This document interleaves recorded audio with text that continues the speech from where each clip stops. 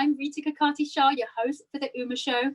Welcome to your one-stop journey for feeling empowered. We are a platform for change. We build confidence. We are your voice. We want you to be bold, be you, be Uma. Today, we're exploring creating community for South Asian women. And I'm so excited to be joined by our goddess of go-getting, Rupinder Kaur, who is an award-winning founder of Asian Women Mean Business in the UK. Welcome, Rupinder. Hi, Rita. Thank you for having me. It's a pleasure. It's so lovely to see you again. You know, I think we've known each other for close to 15 years now. Isn't that amazing? Yes, I know. And then you left us to go to New York. I know. So I want to hear all about you, Rupinder. You're a girl from the Midlands originally, and someone who I fondly remember as always being larger than life. Tell us about your younger years. Tell us how you grew up. Oh, yeah. So I grew up in the Midlands, and that is, for those of you that aren't familiar with the UK, it literally is a county that is in the middle of the United Kingdom, hence the name, the Midlands. So I grew up in Wolverhampton, which is in the Midlands, and a very, the city I grew up in has the second largest Sikh Punjabi community, which is a community that I'm a part of. So growing up, always felt very comfortable, very at home. We never really grew up with racism and it was actually, looking back, it felt like quite an idyllic time. It was a time of when we used to be in and out of our neighbours' houses, Rita. Everyone, people that we weren't related to, everyone was aunts and uncles, and there used to be such a blurred boundary between, are we related? Are we just friends? And it didn't matter. It was just all about love and spending time together.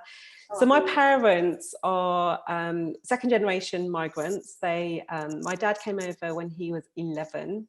And my mum came over when she was 19. They had an arranged marriage, and then went on to have children very quickly. I think my mum was 21 when she had me, and very, very, very humble, very simple, blue collar migrant workers who, my dad used to be a lorry driver. My mum has worked in the same sewing factory for 40 years. She left last summer. And they just kind of had, they had their 2.4 children, literally me and my brother. They had aspirations and hopes for us, but they weren't ideas above their station almost. It was a case of, yes, our children are born in this country, and we have come to this country and we want them to be educated. So that was a must for them, that me and my brother went to university. But there was never any sense of pressure. There was never any great push to go into certain fields or certain industries. It was very much a case of do whatever you want, but go to university and get a really stable corporate job, and go on to get married and have stability. And I think the aspirations that most parents do have for their children. What I do find, though, looking back now, and certainly 15 years ago when I met my husband and got married and relocated to London, was that this sense of there was a lot of limiting beliefs, and there was a lot of social conditioning that was placed on us as young girls and young women that at the time didn't feel right, but I didn't have the vocabulary to express why it didn't feel right. And what we know about certainly the South Asian community, and certainly the Punjabi community that I was a part of and I'm a part of, is it's hugely patriarchal. There's a huge reverence to men and a preference for boys in our culture. There's a whole thing around, around girls being seen and not heard. So it's really funny when you say you're this larger than life, and I am larger than life. I have a loud laugh. I express myself. I gesticulate. I take up a lot of space. But growing up, that wasn't something that was encouraged. I used to get told off all the time. Stop laughing. Why are you laughing? Yeah, like, why are you laughing so much? Stop laughing. And I'm really thinking, why is that a bad thing? What happened? I had that as well. Yeah, like I just laugh. You shouldn't be laughing. Like, you're a girl. You shouldn't be doing this. I'm like, what difference does that make? So there's something about certainly our generation and clearly the generation before us as well, around how we were raised as girls and what was expected of us. And, you know, looking back now, I see so much in terms of this huge sense of all the honor and shame sitting on the shoulders of us as girls and young women, what we can do and can't do, and what we see our brothers and the boys and the men in our community doing.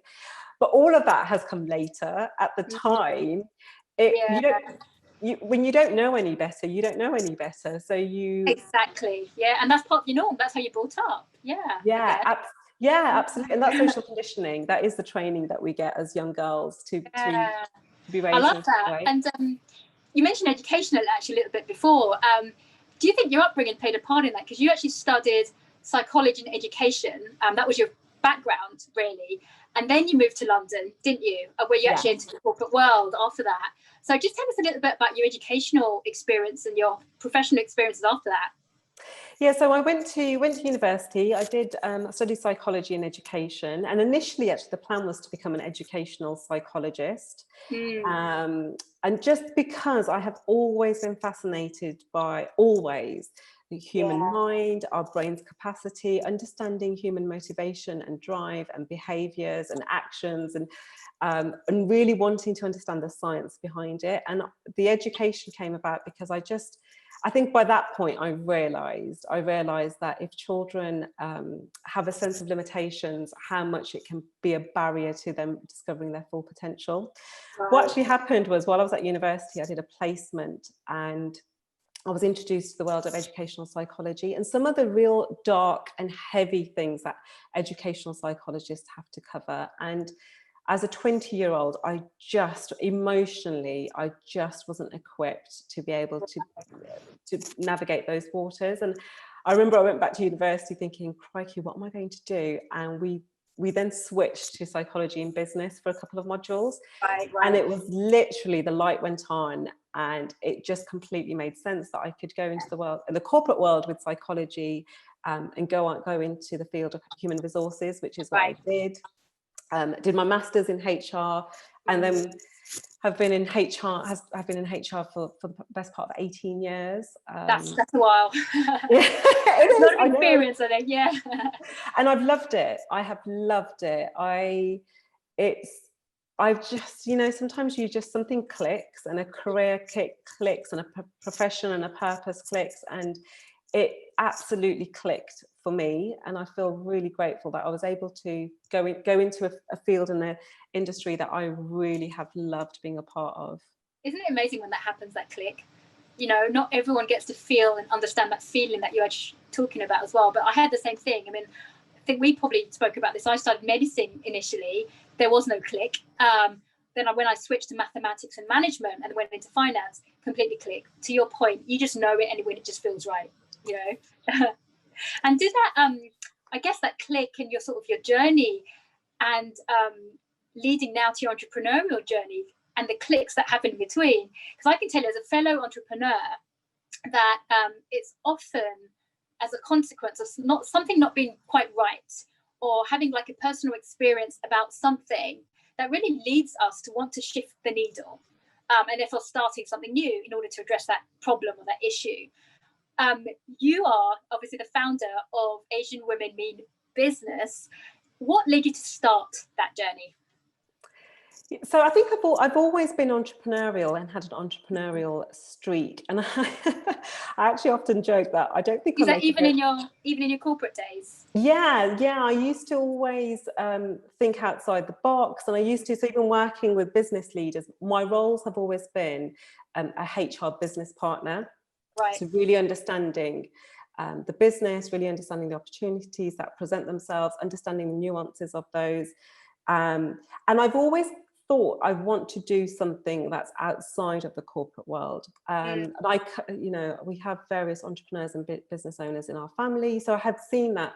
What's been really interesting is that they have traditionally been very much brick and mortar businesses, and very much men being at the forefront. So and I knew I didn't want to do that. So then when you don't want to do restaurants and shops and that sort of stuff, But how it actually came about was when I, 9 years ago, when I was on maternity leave the first time with my daughter, I wanted to go freelance, and I wanted to set up my own boutique HR consultancy with coaching and mentoring, and really pulling together all the threads of all the things that I loved to do.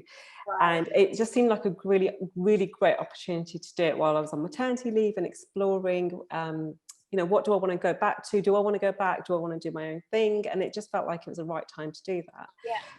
And throughout the process of setting up that consultancy and going out to networking events, meeting other people, pitching for clients and corporates, there's a few things that really became apparent to me. Firstly, how isolating and how lonely it can be when you're setting up something like that by yourself. Very true. And when you've left a corporate world and you've left a team and then you're doing it by yourself, and I totally underestimated how much I loved having that sense of camaraderie and solidarity and people to bounce ideas off, and I really, really missed that. So when I was going to networking events, most of those events were geared up for people to make connections for business as opposed to support. Right. And the other thing that became quickly apparent to me was that the support that I felt I needed as a South Asian woman was very different from mainstream networking. But then even when I was going to networking events, which were specifically for women, even that became really apparent that actually my needs were very, very different. So I actually sat on it for a while, Rita, and I remember researching and looking and thinking there must be something for South Asian women that I can go to, and be all of myself in. So be entrepreneurial, talk about business, talk about professional growth, but also be within a group of women that understand our culture, understand the nuances of our conditioning. And there was nothing. And then I remember just thinking, sometimes you've got to create what you want to be a part of. And that's where the entrepreneurial spirit kicked in, because I just thought, right, I'm going to do it. If I want to be a part of this, there must be more women that feel like me. Yeah. And that's what entrepreneurs do, that's we look at what's the pain, where's the problem, and how are those needs not being met at the moment, and what can we do that will specifically meet those needs. And that's how Asian Women Mean Business came about, and this community came about. Yeah, no, that's an amazing story, and I totally understand that, because having been to countless number of networking events, and I've worked in so many different fields and all parts of the world, no matter where I am, there's always part of you that thinks that, am I really being who I am, or am I putting on a bit of a front here? And after a while, you get so used to it, that just becomes you. But I totally understand it. Having that community, that support is very different and so much needed. So really kudos for doing that. And also the mission behind Asian Women Mean Business. Now, what I love about that name is that mean is capitalized. It's capital M, capital Yes. E, A and N. And I love that. So talk to us a bit more about the mission and this sisterhood that you're building among South Asian women. Yeah, so I think what really became apparent to me was that when I was talking to other women like us, what really became obvious was that there's just this silent strength that we have, and that once it's unlocked and we have the ability to take off our masks, take off, leading to what you were saying about, are we being our true selves? Once we have the ability to do that and be in a safe space, and we come together, we have so much more impact. There's no doubt in my mind, as women, we are hugely powerful, and we have access to opportunities that were denied for generations before us. But when we come together and harness that, we have so much depth and so much the opportunity to really make a difference in a way that perhaps hasn't happened before. And that's what we're doing with Asian Women Mean Business. It's an online platform where we share blogs and stories and posts of women in our community, and anyone is welcome to submit anything that sits with our theme. And that came about because I wanted to create a space where women can go and look and find women that look like us, who are stepping into their purpose, who are overcoming barriers and challenges. And just that moment, Rita, that moment of, if she can do it, if this is true for her, it must be true for me. There must, and for most women, that's the bit that changes. That's the key. Absolutely, yeah.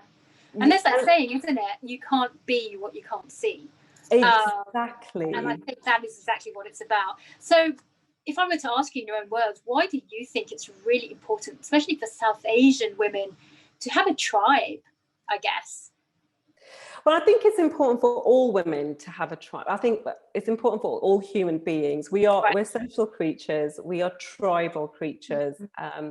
If you go back millennia, when we were roaming this planet with dinosaurs, we needed a tribe. The very sense of belonging to a tribe, it meant that we stayed alive. We were able to share resources and food and safety and security.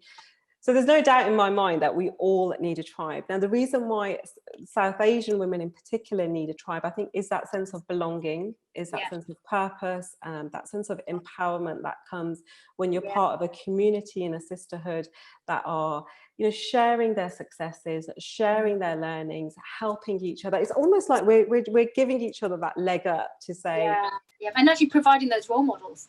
Exactly. And that's so important, I think, to actually see that. Absolutely. And not just that, Rupinder, not just running your business at the moment, but you're also the mother of 2 small children, Daya and Sahib.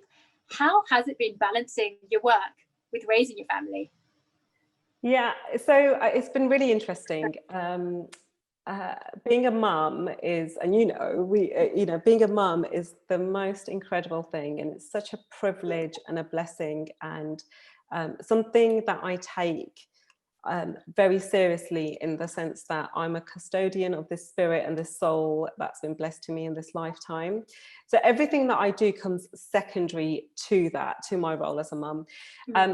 But there's some things that are really important to me as well, that are outside of my role as a mum. And I just think anything that fuels us as women, anything that fuels us as human beings and makes us feel happy and joy and full and content, can only ever make us a better mum. So I'm very careful about balancing my workload. I'm very careful about, what do I say yes to? It has to be something that really makes me, because anything that takes me away from my children has to be worth it, is the way I look at it. So there's 9, Sahib is 2. They have very different needs. Their's needs are very emotional and needing our presence. Sahib is, I'm in the thick of it, Rita. I'm in the thick of still diapers and terrible twos, and but it's an absolute blessing to be their mum, and having a daughter in particular has been a huge eye-opener for me, because it's really made me question my upbringing, made me question my social conditioning. And so the things that we were talking about, I'm very careful about the things that I say to her.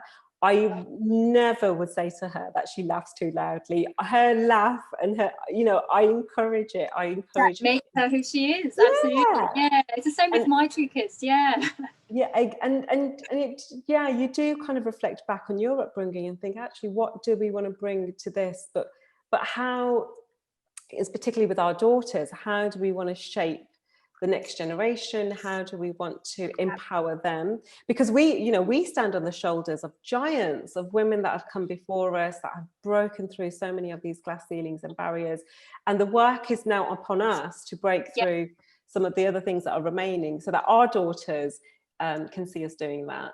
I think totally. It's the same thing with Raya as well, my daughter, that and with Rahi as well, my son. I want them to see me working, and I want them to see some of the struggles I go through, and sometimes when I trying to fit things in, and you don't always have a perfect day, but I want them to see that. And obviously, over the last few months where I've been working from home with quarantine, that's been the perfect example, and that is real life to them, because I want them to see that they have 2 working parents. There isn't one parent above another one. We're both doing very meaningful work in our own ways, and I want them to see the reality of it. And for Raya to see that role model, something that she can be, and she's the next generation. The work I do, the work you do, Rupinder, is about empowering the next generation in so many ways, and they are the next generation. So I think taking the lead from them is really really important in our work as well. Yeah, So absolutely. So, and it's interesting actually because Thea is 9, and so she watches a lot of the things that I do. She watches, especially the same thing that you've said, especially during lockdown. So she's been watching the lives, she's been watching the training, she's been listening. And what was fascinating to me, about a month ago, she came to me totally, I was in the middle of something. She came to me, she said, I've got something I want to show you. I said, right. So she opened up her laptop, and she had put together this PowerPoint presentation wow. of merchandise. And so she had designed these sweatshirts with the AWMB logo and slogans, and she knows that we love affirmations. We have them dotted around our house. So she thought of affirmations. So she put together this PowerPoint presentation, and she said, I think it's time that Asian Women Mean Business had some merchandise, and I've designed it. That's amazing. Wow. Really? And so I've been speaking to suppliers, and because I want her to see how that process is going to pan out, and I want her to have a voice, and that's when I realized, gosh, she's watching everything. She's seeing things, she's picking up things, and how incredible is it that when they come to us, that they with these ideas, that we can honor that and absolutely, and nurture that. So I love that. That's so incredible, and it shows she's the future entrepreneur right there. She's making it happen. Well, she's a mum. She says to me, when I'm really looking forward to when I get to take over Asian Women Mean Business, and I say to her, that's great there, but you have to have the same passion that I have and the same commitment. And she says, I think I do, Mummy. I think I do. It's funny. My kids are already saying that, and they're quite a bit younger than Daya is. So brilliant. I love that. Already that. working on the takeover. So well, one step at a time, guys. So you're actually a really talented writer as well, aren't you, Rupinder? So I know you write for Forbes, but you've also written some pretty meaningful blogs on your website on topics which are really, really touching and which have actually really affected us all, specifically mothers in our society. Topics that aren't really talked about that often, especially in South Asian homes. After you had Sahib, you experienced postnatal depression, didn't you? Yes. Can you talk us a little bit about that experience and really like how you dealt with that, I guess? Yeah. So Sahib was going to be 3 in November, and after I had him in 2017, I knew straight away. So with my background and with my knowing psychology, having worked with people who coached and guided people who had depression and anxiety, and I knew the symptoms. I recognized them in myself very, very quickly, and it's something that it took me a minute because it was something that my ego was struggling with. The fact that I have, and honestly, it was that battle between ego and spirit, almost, to say, oh, but I've got a degree in psychology. I'm a coach. How could I possibly have this? But as soon as I came to understand that this is some depression of any kind, but particularly postnatal depression, which for me was triggered by the imbalance in hormones. It was also triggered by the fact that we had experienced a very close family bereavement that very same year. So my mum's younger sister, who I was very, very close to, was diagnosed with breast cancer at 48, died at 50 in the January of that year. And I was still really grappling with the grief and the pain of that loss. And then got pregnant, had a very difficult pregnancy, had a very traumatic labour, had Sahib. We discovered when Sahib was born that he had 3 fingers missing, which was something that wasn't picked up on any of the scans. Wow. So literally, and I was very, very ill, Rita. I had preeclampsia, and I was on 6 weeks bed rest. So all of those things were the recipe and ingredients for a very perfect storm. And looking back, I think it would have been more of a miracle if I hadn't had some sort of depression. So I had postnatal depression, but I was able to recognize the symptoms very quickly. I was able to call upon support very, very quickly. So the people that were closest to me, my husband, my parents, my mother-in-law, they could see very quickly that I wasn't myself. And the one thing I feel very blessed and privileged, and I know this is a privilege that is denied to many, is that they were fully behind me. And so one of the things I had said was that I really need to focus on my physical health, but also on my mental well-being. I had to put some really tight boundaries in place, and they were so respectful of endorsing that. And so things like, you know, I had said to them, in our culture, in our community, typically when you have a child, and particularly when you have a boy, you know, you have friends and family wanting to come over, everyone wants to come over, and it's a whole thing in itself. I didn't want any of that. I wasn't equipped to handle any of that. But I didn't want to have the conversations either. So what was brilliant was that my family, my parents and my mother-in-law and my husband said, well, you don't have to, we're going to deal with all of that. So they just, you know, took it off my plate. Amazing, that support. And I think that's really what did it for you, having that support, but also being able to recognize it. And that could be obviously your intuition as a mother, but also your professional background too, but also having supportive family who are able to say, hey, Rupinder, we're noticing this, but we're going to take this, this and this away from you, so you have to even think about it. That's really powerful. And I think, and the reason I bring this up is because it's something that really affects so many people. And you're right, in our communities, it isn't talked about. It isn't brought to the surface. It's almost like hidden. It's almost like, you know, people don't talk about it at all, and it doesn't get addressed because of that. And I think bringing it to the forefront the way you've done is powerful. So when reading your blog, it was just amazing. It sort of brought back a lot of memories, actually, when my two kids were very young as well. So well, there's that saying, isn't there? I think Brené Brown said it, that shame dies when stories are told in safe places. And our role, I think, in the work that I'm doing and the platform that I've created is to break down that shame. And so we feature stories, incredible stories and blogs from a range of women around infertility, around divorce in our community, which is another thing that has a lot of shame associated with.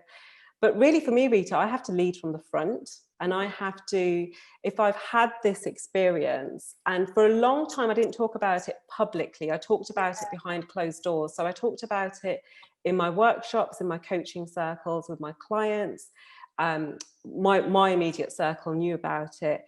But I had this moment where I actually heard about the death of this incredible Indian lady and this hashtag that was trending on Instagram a few weeks ago, break the stigma for Nima. And it was this, and this was her story. She said, you know, we don't talk about this. I don't think people are going to understand this. And very sadly, she died by suicide. And that story hit me like a ton of bricks. And I just remember thinking, if I'm not sharing my truth, if I'm not sharing this experience, I'm actually contributing to other women feeling like this, and I can't do that. So I've been talking about it very publicly and very openly, and also saying it's okay if you feel like that. There's help available. This is what I did. This is what other women have done. Let's break and shift the shame and the stigma around it, and also the fact that you can bounce back from it. Absolutely. Which is what I did. It was, for me, it was a pivotal moment in my personal, professional and entrepreneurial growth. And there's been so much that has come out of that. Absolutely. Well, you know, thanks for sharing. And you're right. You know, you are at the forefront of bringing this out. And that's what gets people talking and gets people thinking, well, actually, it's fine to talk about these issues. And I think the more society that does that, the better. But it's just one step at a time. And that's where it starts. So thank you for sharing that, really. And there's something really meaningful to you, Rupinder, is your religion. Can you talk to us a little bit about your experiences with religion and how that really has impacted your life today? Yeah, so we are practicing Sikhs and baptized Sikhs. That hasn't always been the case, and you know this, Rita, because we've known each other. But growing up, I actually didn't grow up in a religious family. I grew up in a family that was very much in tune with our culture. So the fact that my parents are from Punjab, and that the Punjabi culture is very, very strong, and is closely linked to our religion. Yeah. But actually, there's been a bit of a meshing where, and growing up, this was the case, that I couldn't navigate and couldn't differentiate between what was culture and what was religion. And one of the things that I share is that growing up, I was told that Sikh women couldn't cut their hair because it was against our religion, but Sikh men could. but that wasn't true. And this is, this is 25 years ago, before the internet, before we have the resources, before we have the incredible scholars that have been able to really do the research and dig into our scriptures. So growing up, religion wasn't a part of my upbringing, and my parents aren't particularly religious. But sort of about 5-6 years ago, I noticed things started to really shift for me. Some of that happened when I became a mum, and I started to really explore, what's my foundation? What's the substance? What are the values and the beliefs that I'm going to pass on to my daughter at the time, and now obviously my son? And where do they come from? And I realized how little I knew about this faith that I was born into. So I really went on a journey of self-exploration and growth, and reading and exploring and talking to people, and really fell in love with Sikhi, really fell in love with the teachings of Guru Nanak Dev Ji. And it was a process of falling in love and starting to just implement some of the things. And I could feel the shifts changing internally. So it all happened internally before it happened externally. But really falling in love with this incredible faith that I was born into, that I knew so little about. But had you felt your calling, wasn't it? Yeah, and I felt, I think a lot of people go through this, and I just happened to turn to my faith, which I think is true for many people, that I just felt there had to be more to life. And I felt that I wanted to make sense of some of the life's big questions. What am I here to do? Why am I here? And I had some very specific spiritual experiences, which I couldn't make sense of. But then as I started to understand and delve in a little bit further, I really started to understand what the messages were, what was coming through for me. And so 3.5 years ago, we decided that I wanted to become a baptized Sikh. And for me, that means, for all baptized Sikhs, it means that we don't cut our hair, we don't eat meat, we don't drink alcohol. We cover our head, and we cover our head because we believe that the divine resides everywhere. And when we recite the name of the divine, we should, as a mark of respect, cover our hair. But really, it was a journey, Rita. It was like, it took years to get to that point, and it took years because we live in a society which is, hugely the way we look. And I was so into hair and fashion and makeup, and the way I looked was a big part of who I thought I was. And then when you radically change your appearance because you fall in love with a faith, and it was an incredible journey. But it's been honestly, it's been the most amazing thing ever. I often say, I was 35 when we were baptized, and I often say, I hope I live for 35 years and a day, because I just want to give this, at this point of my life, as much meaning as those 35 years that happened before. And it actually felt like, people said to me, how does it feel? And it felt like I had woken up from a dream. It felt like those 35 years before, everything I had done was a dream. And I had literally, it felt like the blinkers had come off. It's like a rebirth, isn't it? You're just it is a rebirth, and that's what we call it. So we do call it that. We call it a rebirth, and it really was. And it just solidified. It solidified who I am, what I'm here to do, my sense of purpose. It's given me a sense of strength and identity that nothing else has, and it's given me a sense of lineage and a sense of history, and so which was missing for me before, because I didn't have this strong sense of connection with my ancestors, or my parents don't really talk about their background or their grandparents, but coming into my faith and understanding that has given me roots and depth and a foundation that was absolutely not there before. Got it. Oh my gosh, that's so powerful. It's like your extended family in a way, Yeah, absolutely. And I always, and one thing I always say as well, it's given me access to, and something that I've believed in for a long time, but I couldn't articulate it, which is I feel supported by visible and invisible forces, and it's such a place of strength that I just don't know why it took me so long. Well, I do know, but that's all part of the journey. Everything, there's a time and place, I think, for everything in life. Exactly. Exactly. Totally. Oh, well, Rupinder, you are so truly inspiring, really. So before we let you go, any words you'd like to share with our viewers today? Anything at all? Well, thank you so much for having me on. I love what you're doing. I love this message and this program. I think we need more of this. I think we need more women to come together and collaborate and support each other. And really, that's what I would leave your viewers with, is just this sense of, for decades, women we've been pitted against each other. We see it now, don't we? We see it in magazines, we see it in who wore it best, who looked better, who, if ever there's someone, we had the royal wedding, and then it was like, well, who looked better, Meghan Markle or Kate? There's this constant need to drive a competition and comparison with women, and that comes from our society. But if we as women just let down our guard and let other women in, and really look at each other as sisters in arms and unite together, we have the capability and capacity to break through so many barriers and barriers. That was so well said. Thank you so much, Rupinder, for sharing your truly inspirational journey with us today. Rupinder Kaur, founder of Asian Women Mean Business. And thank you so much to our viewers for joining us on this empowerment journey today. We want you all to embrace that inner goddess of go-getting. We want you to be bold, be you, be Uma.